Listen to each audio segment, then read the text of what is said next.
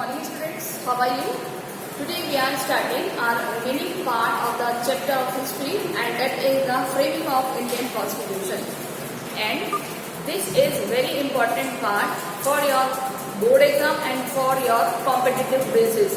So take it seriously and try to learn each and everything, because each of you about the scholars have a main content, main boost of this chapter.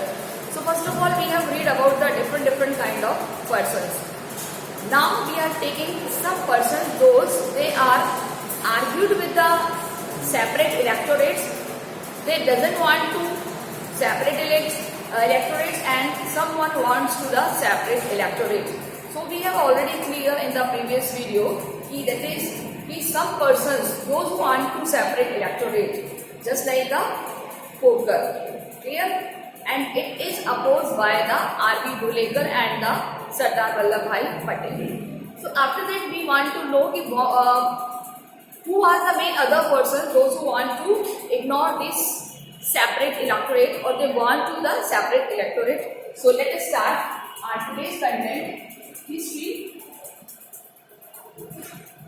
class 12. Topic is framing of Indian Constitution. Framing of Indian Constitution. So let us start it. First of all, as per our content, that is we need more than the resolution. First of all, anybody can tell me what is the meaning of objective resolution, or who it introduced? Nehru. Pandit Jawaharlal Nehru. So everybody knows to objective resolution say resolution was introduced by Pandit Jawaharlal. Pandit Nehru. Okay, so everybody knows. So Pandit Jawaharlal Nehru के इस view के regarding बहुत सारे person इनके favour में भी थे और अगेंस्ट में भी थे. तो अब हम बात कर रहे हैं कि एक पर्सन और है जिनका नाम है N G. Ranga. Listen to very carefully. N G. Ranga. वो क्या चाहते थे, यानी वो कहते थे कि जो हमारा ऑब्जेक्टिव रेजोल्यूशन है हमें इससे भी ज्यादा चाहिए.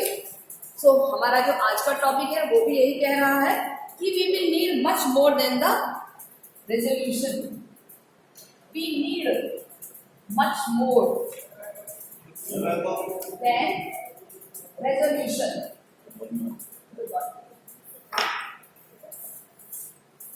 Resolution. So, first of all, कि resolution से ज्यादा उनको क्यों चाहिए? क्योंकि कहीं ना कहीं वो और ज्यादा चाह रहे हैं कि जो रेजोल्यूशन में उनको नहीं मिल रहा था. तो यहाँ एक आपको सबसे इम्पोर्टेंट चीज है जो याद रखनी है बच्चों. फर्स्ट ऑफ ऑल कि ये वो पहले पर्सन है जिन्होंने इकोनॉमिक बेसिस पर डिमांड करी है, और आप अंडरलाइन करिए अपनी बुक में कि N G. Ranga the socialist who had to be leader of the present peasant movement. कौन सी इससे बिलोंग करते थे? देखिए, सोशलिस्ट मूवमेंट. किससे बिलोंग करते थे? सोशलिस्ट मूवमेंट से बिलोंग करते थे. और उन्होंने कौन सा क्या बोलते हैं मूवमेंट शुरू किया है? Pheasant movement. तो ये दो चीजें आपको याद रखनी है. फर्स्ट ऑफ ऑल किसके बारे में हम पढ़ रहे हैं? एन.जी. रंगा. किससे बिलोंग करते थे ये? सोशलिस्ट पार्टी से. इसके अलावा ये इन्होंने किसको रिप्रेजेंटेड किया है? पीसेंट मूवमेंट को. किस बेसिस पर? इकोनॉमिक बेसिस पर. ये आपका सबसे इंपॉर्टेंट क्वेश्चन है. ये इकोनॉमिक टर्म या basis. Who recommended that if objective resolution is not sufficient, it is based on the economic term. एन.जी. रंगा. देखिए, इससे पहले हमने पोकर को पढ़ा था, तो उसमें भी हमने देखा था कि वो भले ही ऑब्जेक्टिव रेजोल्यूशन के बारे में कह रहे थे, बट उन्होंने इकोनॉमिक जिक्र नहीं किया था. लेकिन पोकर में और एन.जी. रंगा में क्या फर्क है? एन.जी. रंगा में फर्क आएगा कि ये पहले व्यक्ति थे जिन्होंने कहा है इकोनॉमिक टर्म के बेसिस पर हमारे पास ऑब्जेक्टिव रेजोल्यूशन होने चाहिए. अंडरलाइन कर लीजिए आप अपनी बुक में. It is very important part. It is very important question. Clear? इन्होंने कहा कि minorities, the Ranga were the poor and the downtrodden. यानी कि जो रियल माइनॉरिटीज है ना वो कैसी है? Real minorities belong to poor. यानी कि अगर आप माइनॉरिटीज की बात करो तो ज्यादातर माइनॉरिटीज कैसी है? पुअर है। So he welcomed to the legal right and constitution was granting to each individual was pointed to its limits.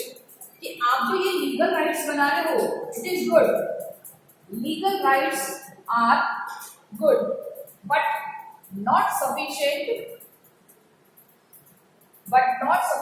For poor. उनके लिए क्या चाहिए? देखिए यहाँ सबसे इम्पोर्टेंट चीज आएगी कि आप उनके लिए लीगल्स बना रहे हो, राइट्स दे रहे हो, अधिकार दे रहे हो, ये सफिशिएंट है क्या? उनका अधिकारों से पेट भर जाएगा? नहीं। कौन उठा रहा है ये आवाज? एनजी रंगा। लेकिन वो क्या कहते हैं? It was meaningless for the poor people village to know they know had to the fundamental right to live, right to full of employment और that they could their meetings. यानी कि उनको फंडामेंटल राइट्स के अलावा भी चाहिए। Apart fundamental rights they need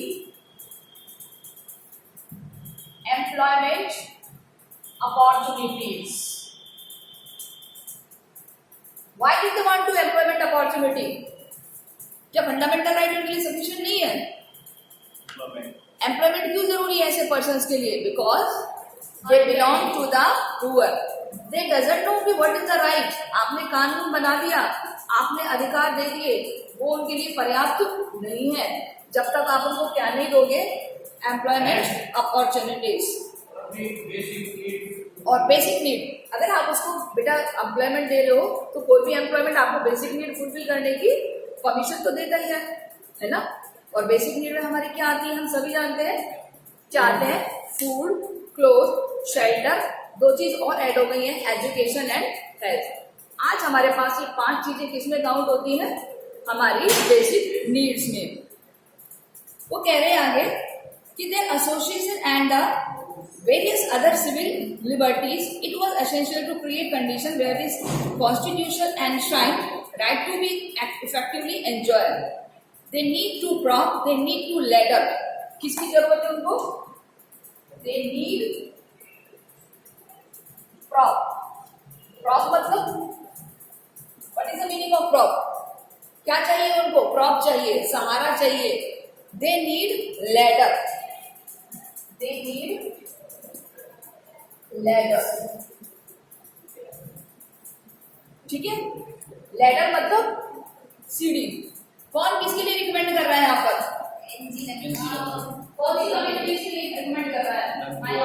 NG रंगा में डिफरेंट बात क्या है? हमने जैसे पोकर को पढ़ा है, एनजी रंगा में डिफरेंट बात क्या है? इकोनॉमिक टर्म्स का exact. They raise the voice against the economic, यानी उन्होंने कहा है कि हमें इकोनॉमिक पॉइंट ऑफ व्यू से सोचना होगा कि व्हाट दे वांट। वास्तव में उनको क्या चाहिए? किनको? सेपरेट इलेक्टोरेट चाहिए या फिर वो चाहिए इकोनॉमिक एस्पेक्ट्स चाहिए, आर्थिक जरूरतें। तो इसलिए हम उनको क्या दें? प्रॉप इन द सेंस कुछ आर्थिक आधार, जैसे एम्प्लॉयमेंट, बेसिक लिविंग स्टैंडर्ड की चीज। इसलिए उनको किसकी जरूरत है? लैडर की, किसी ना किसी सहारे की जरूरत है। Who recommended this? ये आपके पास देखिए ये स्टेटमेंट वाले क्वेश्चन आते हैं ना, स्टेटमेंट यहाँ पर आपसे पूछा जा सकता है हु सेड दैट, तो हम क्या लिखेंगे? एनजी रंगा। और किसके लिए उन्होंने आवाज उठाई है? For the minorities. क्लियर है क्वेश्चन? अब एग्जामिनर हमसे कैसे भी घुमा फिरा कर पूछे, we are ready for the give the answer. Ready और not? Clear? Now Ranga also drew attention to the gulf to separate board masses of Indians and those claiming to the speak of other behalf of the Constituent Assembly. अब देखिए रंगा क्या कह रहा है? रंगा is recommended that कि constituent assembly में जो लोग बैठे वो क्या है और एक्चुअली में जो बाहर है, हकीकत में जो बाहर जो लोग हैं वो क्या है।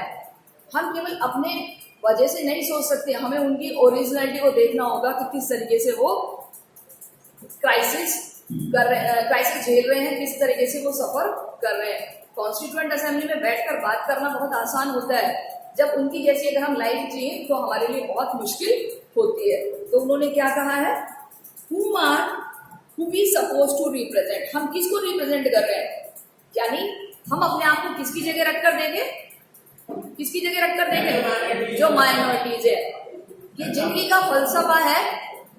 अगर आपको किसी की हकीकत जाननी है, किसी का दुख दर्द जानना है, तो जब तक हम उसके जैसी लाइफ को सहन नहीं करेंगे तब तक हमें रियल एक्सपीरियंस नहीं होगा। ये फैक्ट है। तो यहाँ पर ये रियल एक्सपीरियंस लेने की बात कौन कह रहा है, एनजी रंगा, कि आप ये तो देखो हम किसके लिए इकट्ठे हुए हैं, है ना, हम किसके लिए इकट्ठे हुए, हम माइनॉरिटीज, उनके लिए जो बेचारे गरीब है। आप अपने आप को उनकी जगह रखकर देखो तो पता चल जाएगा कि ऑब्जेक्टिव रेजोल्यूशन में इकोनॉमिक एस्पेक्ट है या नहीं। Are you getting my points? Clear? Next line क्या कहते हैं, ordinary masses of our country and yet most of us do not belong to the masses themselves, so we are for them, we wish to stand for them, we want to stand for them.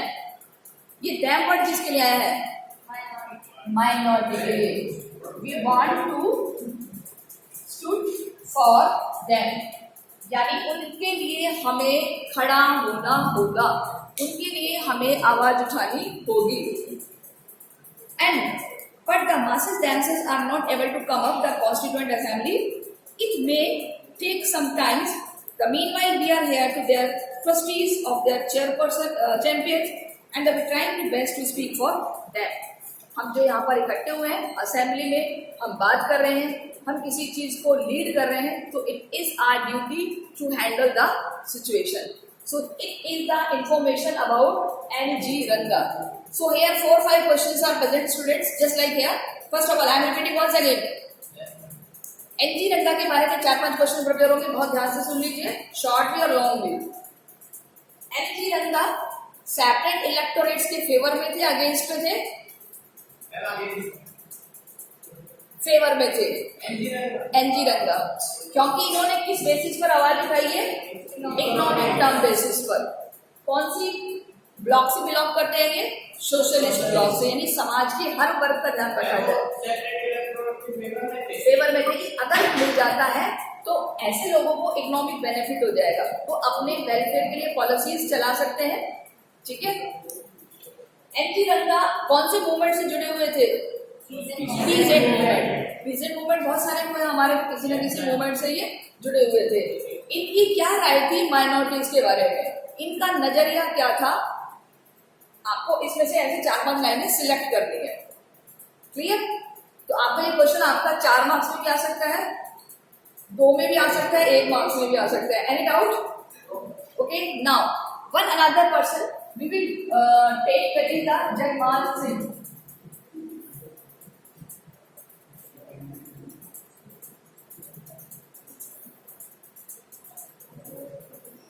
That is the Jaipal Singh, sorry, Jaipal Singh. अभी तक हमने किसके बारे में पढ़ा, NG Ranga. अब हम पढ़ेंगे जयपाल सिंह. देखिए जयपाल सिंह कौन थे, the tribal head among the representative. कौन थे ये, ट्राइबल हेड. एक जो ट्राइब कम्युनिटी है उसके हेड थे ये. क्या नाम है इनका, जयपाल सिंह. इन्होंने ऑब्जेक्टिव रेजोल्यूशन को बहुत अच्छा बताया था, स्वागत भी करा था, yes it is good. But उन्होंने क्या कहा, एज एन आदिवासी, कि एक आदिवासी होने के नाते, एक आदिवासी होने के नाते I am not expected to understand the legal intricacies of the resolution, but my common sense tells that everyone should march to the reed of freedom and fight together. ये क्या कह रहे हैं कि हर व्यक्ति को अपना फ्रीडम कंटिन्यू करने के लिए कुछ राइट्स चाहिए. ऑब्जेक्टिव रेजोल्यूशन आपका ठीक है, लेकिन they have been disgracefully treated, neglected for the least 6000 years. यानी हमारे अधिकारों को पिछले 6000 सालों से नेग्लेक्ट किया आ रहा है. नेग्लेक्ट इन द सेंस नजरअंदाज किया जा रहा है, क्योंकि ये किससे बिलोंग करते हैं, tribal community in the sense Adivasi. तो ऑब्वियसली कि हमारे यहाँ पर जो आदिवासी कम्युनिटीज है जो बहुत वर्षों से चली आ रही है, उनके साथ मे भी शायद उनको लगता है कि कोई बहुत अच्छा बिहेव नहीं हुआ है. तो इसीलिए ये क्या कह रहे हैं. अब इनका जो नेक्स्ट पैराग्राफ है वो है हमारा boost answer. That is the view of Jaipal Singh about objective resolution. देखिए, जब ऑब्जेक्टिव रेजोल्यूशन कॉन्स्टिट्यूएंट असेंबली में समझाए जा रहे थे तो हर कोई ऐसा नहीं था कि पंडित नेहरू की हाँ में हाँ मिला रहा था, क्योंकि वो मीटिंग इसलिए होती है, हम जब वो मीटिंग करते हैं तो ये पता चलता है कि जो हम चीज़ रिप्रेजेंट कर रहे हैं कि ओरिजिनली इट इज़ गुड और नॉट गुड। अगर हम उसको गुड है तो ठीक है, अगर सही नहीं है तो हम उसमें और क्या डालें कि वो और बेहतर हो जाए। हमारे मीटिंग का पर्पस यही होता है, ठीक है। तो ऑब्जेक्टिव रेजोल्यूशन की मीटिंग का पर्पस भी यही था। तो जयपाल सिंह क्या कहते हैं, सिंह इसको innocently to need to the protect the tribes. क्या कह रहे हैं, प्रोटेक्ट द ट्राइब्स। किसको प्रोटेक्ट करने की कह रहे हैं, tribes. Ensure the condition of could help them come up to level of the general population. Enhance the condition of these minorities, यानी कि जो ये minorities है इनकी conditions को enhance किया जाए। Enhance in the sense that is कि इनकी conditions को और better किया जाए, just like the general population। कितना better किया जाए, जैसे एक जनरल पॉपुलेशन होती है। So they want to enhance the life condition of the minorities. वो इसके फेवर में थे कि जो लाइफ कंडीशन है माइनॉरिटीज की एक जनरल पॉपुलेशन के बराबर आ जाए। इसके अलावा उन्होंने क्या आर्ग्यू किया है कि they were not in the numerical minority. जो ट्राइब्स हैं वो इतने भी कम नहीं है, यानी कि जो आदिवासी है वो इतने भी कम नहीं है। इसके अलावा क्या आर्ग्यू किया है, they needed protection, they had been disposed of the land they had settled। क्या चाहिए उन्हें, they need land for the permanent settle। क्यों चाहिए उनको परमानेंट सेटल के लिए लैंड, ताकि वो वहां पर अच्छे से रहकर अपना कोई भी ऑक्यूपेशन कर सके, अपनी लाइफ का स्टैंडर्ड जनरल लोगों की तरह बेटर कर सके। कौन कह रहा है ये, जयपाल सिंह, वेरी गुड, ठीक है। Deprived for the forest and the pasture, उनको क्या किया है हमने, डिप्राइव्ड कर दिया है। So they do not deprive, they should not deprive from forest and pasture land। What is the meaning of pasture land? जिसको हम कैटल्स को फीड कराते हैं। फॉरेस्ट जिसमें उनकी सारी लाइफ डिपेंड होती है। क्या, फॉरेस्ट से वो वुड लेते हैं, फॉरेस्ट से वो फ्रूट्स लेते हैं, वेजिटेबल्स लेते हैं। आपने देखा ना कि हमारे यहाँ पर जब ब्रिटिशर्स आए थे तो बहुत सारी आदिवासी कम्युनिटीज को बैन कर दिया था फॉरेस्ट को, ठीक है। तो उनके लिए एटलीस्ट हो तो उनको डिप्राइव मत करो, वंचित मत करो, किससे, फॉरेस्ट से। फॉरेस्ट उनकी लाइफ है, उनका जीवन है, उनको यूज करने दो। प्लस जो उनकी पॉस्चर लैंड है, क्योंकि उनका ज्यादातर जीवन किस पर डिपेंड है, अपने कैटल्स पर, अपने एनिमल्स पर। जब एनिमल्स के लिए फॉर्डर ही नहीं होगा तो कैसे सर्वाइव करेंगे। आपने सुना होगा ना, 10th क्लास में था आई थिंक, कि जब ब्रिटिशर्स इंडिया आए थे, आई थिंक शायद वहाँ का किस्सा है, बंगालिया वगैरह या आसाम का किस्सा है, तो वहां पर उन्होंने पॉस्चर लैंड पर बैन कर दिया था कि एनिमल ग्रेज नहीं करेंगे। तो विद इन 15 डेज बहुत सारे एनिमल्स की डेथ हो गई थी, और एनिमल्स की डेथ के बाद जो उनका क्या बोलते हैं ऑक्यूपेशन जो इस पर डिपेंड था वो बिल्कुल छीन गया था। तो इस तरह की चीजें नहीं होनी चाहिए। ये वही व्यक्ति समझ सकता है जो उस कैटेगरी से बिलोंग करता है। नेक्स्ट अगर हम बात करें, पॉस्चर के अलावा they force to move search for a new home, कि उनको नए होम की तलाश में जाना पड़ता है।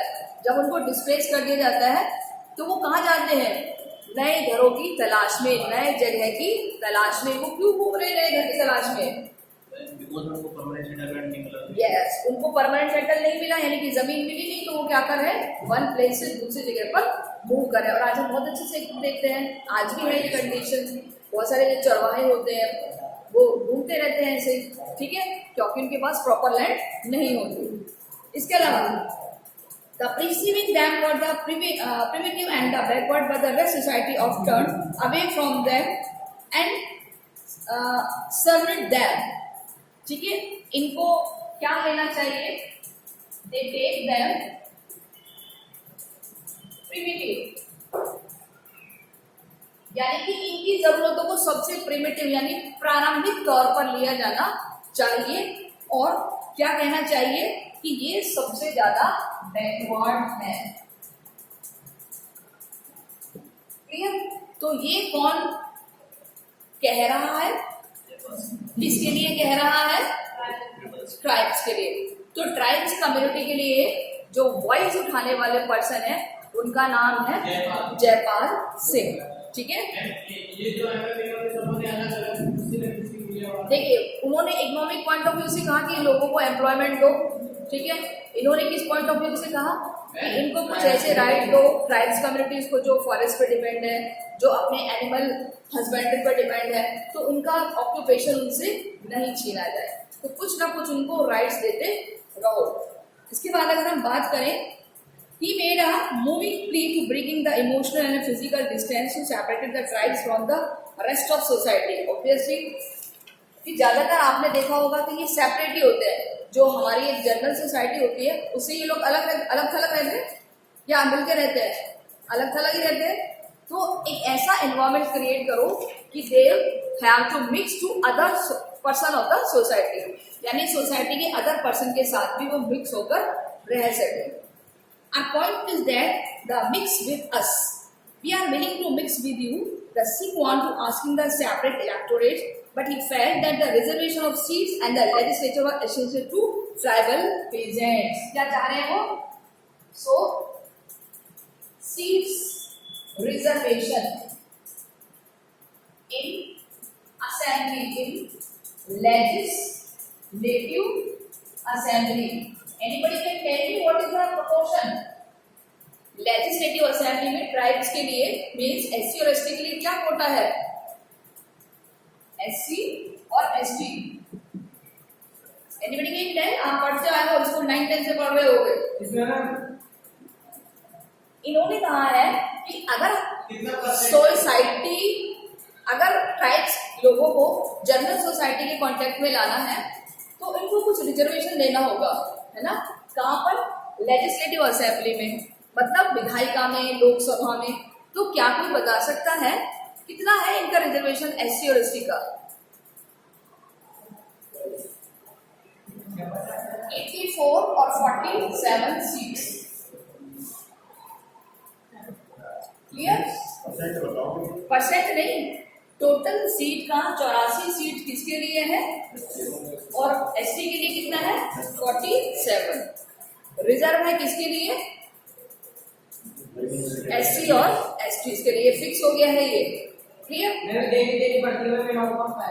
हाँ, जब भी इलेक्शन होंगे, जैसे 2 सीट किसके लिए है? 2 सीट एंग्लो इंडियन के लिए है या नहीं? कहाँ पर?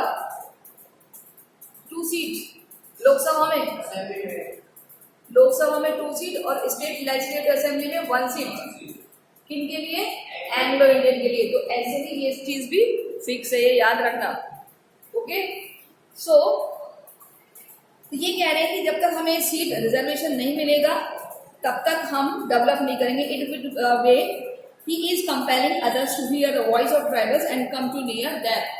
हमें आदिवासी इसकी आवाज को सुनना होगा ताकि वो और आगे आ सके। So this is the view of Jagmal Singh, sorry Jaipal Singh. Clear? Now we are taking our next content.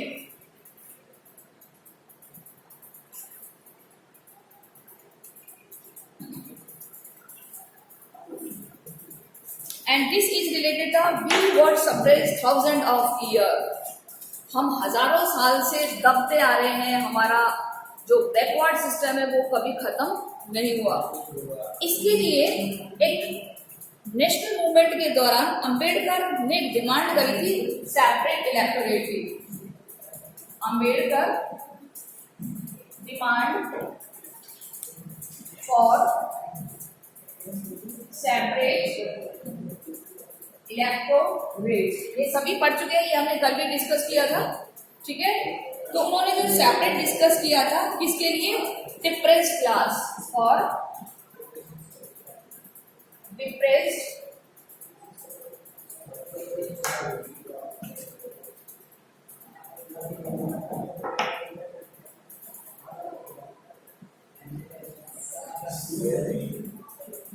Class in the sense Dalit वर्ग, दलित क्लास के लिए। और किसके साथ उन्होंने इनका एक क्लासेस हुआ था, Mahatma Gandhi had oppose it, ठीक है।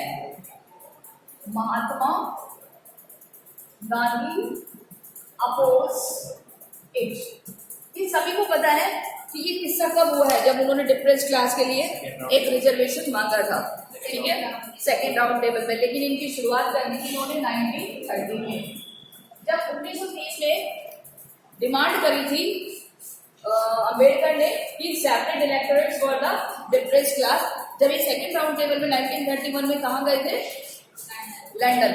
तो इनकी वहां पर कॉन्फ्लिक्ट हुआ था और उनकी आवाज को सुना नहीं गया। तो गांधी जी ने उनको समझाया था कि if you want to a separate electorates for the depressed class, it will be not favor the other sections of the society, because our society will divide into many parts, because we belong to a country which have the based on the diversity. So every diversity want to a equal representation. So it is not in good for the future, for the fortunate of India, that we will provide the separate electorates. 1930 में तो Mahatma Gandhi jail में थे, 1930 में नहीं, jail में सुनो पहले, clear. तो डिप्रेस्ड क्लास का जो आवाज उठाई थी, किसने उठाई थी, अंबेडकर ने। कौन से ईयर में, 30 में। लेकिन उनको अपोज किसने किया है, महात्मा गांधी ने, क्लियर। तो यहाँ पर आपसे क्वेश्चन पूछा जाएगा, दलित वर्ग के लिए अंबेडकर ने कौन से ईयर में आवाज उठाई है। आप अपने 10th की बुक को ओपन करके देख सकते हो, 1923, ठीक है। सो apart that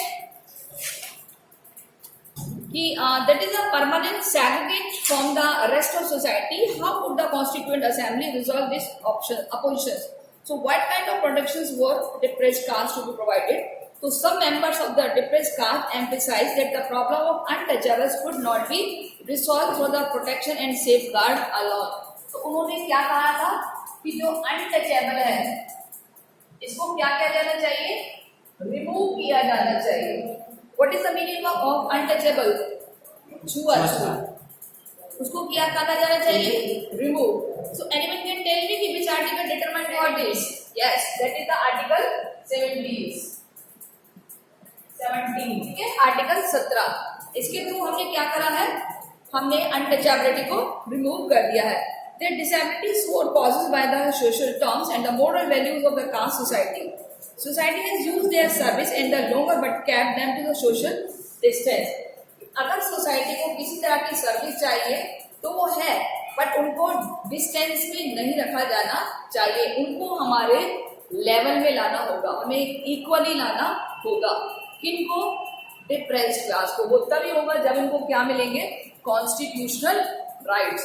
जैसे हमने बताया था कि अनटचेबिलिटी को हमने हमारे कॉन्स्टिट्यूशन से के थ्रू बिल्कुल रिमूव कर दिया है। कौन से आर्टिकल में, आर्टिकल 17, ठीक है, ये हम बहुत बचपन से पढ़ते आ रहे हैं। Refusing to mix with them and the dine with them allow them to the into temples. हम उनको क्या परमिशन करें, they give permission to enter in temple। क्या इनको पहले मंदिरों में जाने की परमिशन नहीं थी। तो अब ये क्या रिकमेंड कर रहे हैं कि इनको मंदिरों में जाने की परमिशन दो, इनको उसी कुएं से पानी भरने दो जिससे बाकी लोग भरते हैं। तो यानी कि कुल मिलाकर इनके साथ सेग्रीगेशन जैसा व्यवहार मत करो। What is the meaning of segregation, segregation that is the separation, अलग। तो यानी अगर आप इनको सोसाइटी से अलग करके चलोगे तो इनके अंदर वही फीलिंग आ जाएगी सेग्रीगेशन वाली। तो जैसे बाकी लोग मंदिर जाते हैं, जैसे बाकी लोग कुएं से पानी भरते हैं, जैसे बाकी लोगों के बच्चे स्कूल्स में पढ़ते हैं, इनको भी सारी सुविधाएं बराबर से दी जानी चाहिए। Clear? So we have been suffering, but now we are prepared to suffer to more. Said J. Nagappa from Madras. Nagappa एक और पर्सन है जो कि कहाँ से बिलोंग करते हैं, underline this. We have realized the responsibilities. We know how to assert ourselves. हम जानते हैं कि हम अपने आप को कैसे और ज्यादा assert कर सकते हैं. So नागप्पा ने क्या पॉइंटेड किया था? Numerically that depressed caste were not minority. They form between 20 to 25% of the population. Nagappa के अनुसार, जे नागप्पा के अनुसार जो ये पॉपुलेशन है दलित की कितनी है? 20 से 25% ऑफ द टोटल पॉपुलेशन. अब बताइए क्या किसी के लिए चुनाव जीतना आसान है या नहीं है? है ना? तो यही रीजन है कि मिनिस्टर्स ने इस रिजर्वेशन को क्या बना लिया, अपनी हैबिट. अगर 25% वोट भी अगर उनके पास आ गए तो हमारे यहाँ वोट कितने पड़ते हैं? ज्यादा ज्यादा 60-65-70%, इससे ज्यादा नहीं पड़ते, है ना? तो इतने परसेंट तो उनके फिक्स हो गए, बाकी सारे होंगे अदर कास्ट के बेसिस पर हो गए. तो यही रीजन है कि हमारे यहाँ से क्या नहीं हटाया जा रहा, reservation. So it is a very crisis situations. हालांकि अब तो देखो बैकवर्ड क्लास भी काफी अपलिफ्ट हो गई है, फ्री एजुकेशन है, सारी फैसिलिटीज है. तो why did government should not to ban on the reservation? क्यों नहीं बैन कर रही है रिजर्वेशन पर? That's the reason. Reason is that the vote bank politics. Reason is vote bank politics. की वोट बैंक हमें तैयार मिलता है, हाँ साहब 27% उसके मिल गए, हमें 25% उसके मिल गए, खत्म मिल गया, हार में जीतने का. क्लियर? इसके अलावा they suffering with due to the systematic marginalization, not their numerical insignificance. They had no access to education, the share in administration, addressing the assembly. Clear? So K.G. Khandnekar of the Central Provinces said. अब देखिए या तो ये किसके through चले, नागप्पा. वो क्या बता रहे हैं कि 20 से 25% जनरल पॉपुलेशन का आदिवासी लोग हैं, दलित क्लास है, तो फिर इनको क्यों नहीं राइट दिए जा रहे? सबसे जो मेन चीज है वो ये कि यहाँ पर इनको एजुकेशन में और गवर्नमेंट जॉब में कोई राइट्स नहीं है. They have not right in education sector and job sector. ये कब बात हो रही है? ये जो हम पढ़ रहे हैं कब बात हो रही है पता है? जब कॉन्स्टिट्यूशन बन रहा था, जब पंडित जवाहरलाल नेहरू ऑब्जेक्टिव रेजोल्यूशन का डिस्कस कर रहे थे. मतलब अभी ये सब कॉन्स्टिट्यूशन में डाला नहीं गया है, अभी उसके बारे में डिस्कशन चल रहा है. तो हमारा टॉपिक भी तो ये ना कि कैसे हमारा कॉन्स्टिट्यूशन फ्रेम हुआ, कैसे डिजाइन हुआ.